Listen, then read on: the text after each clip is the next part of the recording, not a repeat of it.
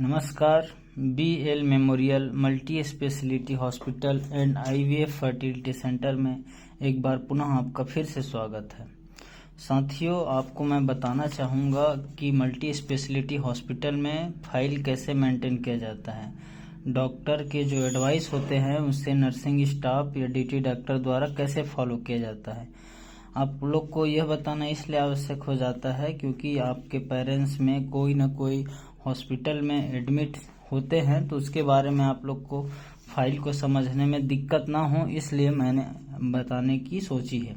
तो साथियों, शुरू करते हैं। जैसे कि यह एक पेशेंट है जिसका नाम है मास्टर अजय सिंह। वह 9 साल का है उम्र। तो इसमें जब पेशेंट का हमारे पास विजिट करने के लिए आए, हमारे पास OPD के लिए आए, तो सर ने पहले पेशेंट का डायग्नोसिस किया। डायग्नोसिस में पता चला कि उनके चेस्ट में प्रॉब्लम है, उनको बहुत ज़्यादा फीवर है। उस समय टेम्परेचर 102 आ रहा था, उनका पल्स रेट 180 आ रहा था, हार्ट में धड़कन में भी थोड़ा समस्या लग रहा था।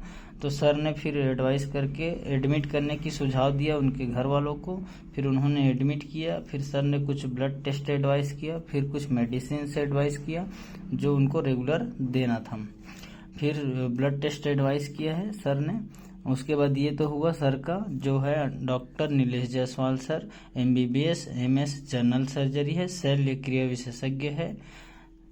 अब आपको बता दूं फिर इसके बाद इसे नर्सिंग स्टाफ के द्वारा कैसे फॉलो किया जाता है। सर ने यहाँ पर मेडिसिन लिख दिए हैं, यहाँ पर ब्लड टेस्ट के एडवाइस लिख दिए हैं, इधर उनका डायग्नोसिस लिख दिए हैं।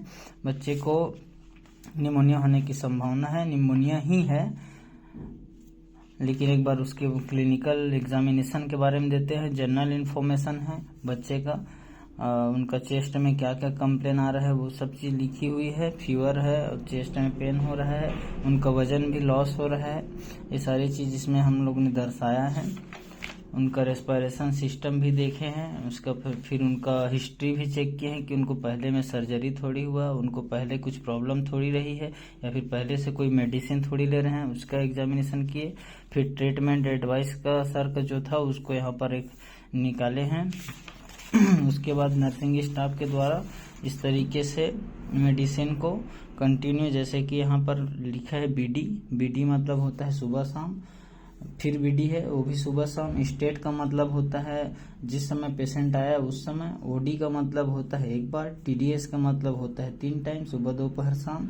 SOS का मतलब होता है जरूरत पड़ने पर। ये नर्सिंग स्टाफ के द्वारा चैटिंग किया जाता है।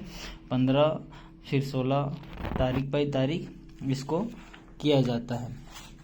उसके बाद उनका पूरा वॉच किया जाता है। जब बच्चा हमारे पास 10 बजे करीब आया तो उनका 180 के आसपास उनका पल्स रेट चल रहा था। फिर 12 बजे 145 हुआ। फिर 2 बजे बच्चे का पल्स 64 हो गया, क्योंकि उनको मेडिसिन लगा और कुछ उनके जैसे उनको निमोलाइज करना है, ये सब हुआ। इस वजह से बच्चे का पल्स रेट 64 आ गया, 64 आ गया।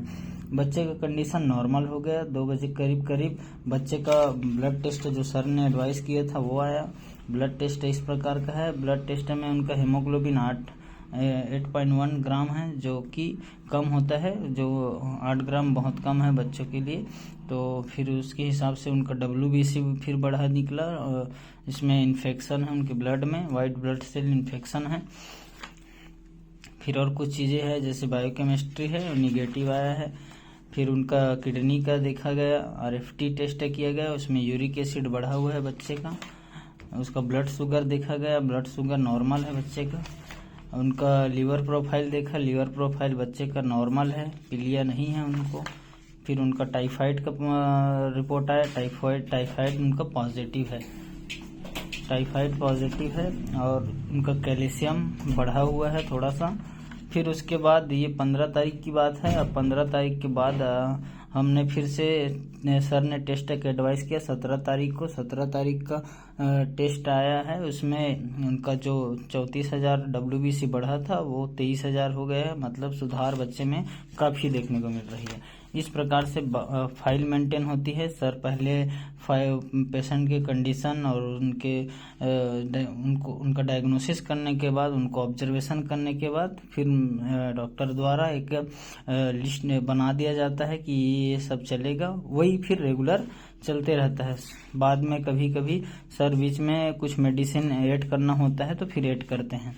ये होती है फाइल मेंटेन। फाइल मेंटेन को प्रॉपर आपको समझने में आसानी होगी। अगर हमारा वीडियो अच्छा लगा तो बिल्कुल लाइक सब्सक्राइब करिए और शेयर करिए। स्वास्थ्य संबंधित आपको और भी जानकारी हम देते रहेंगे। कुछ भी अगर डाउट हो, कंफ्यूजन हो तो बिल्कुल इनबॉक्स में कमेंट करिए, हमें सूचित करिए। धन्यवाद।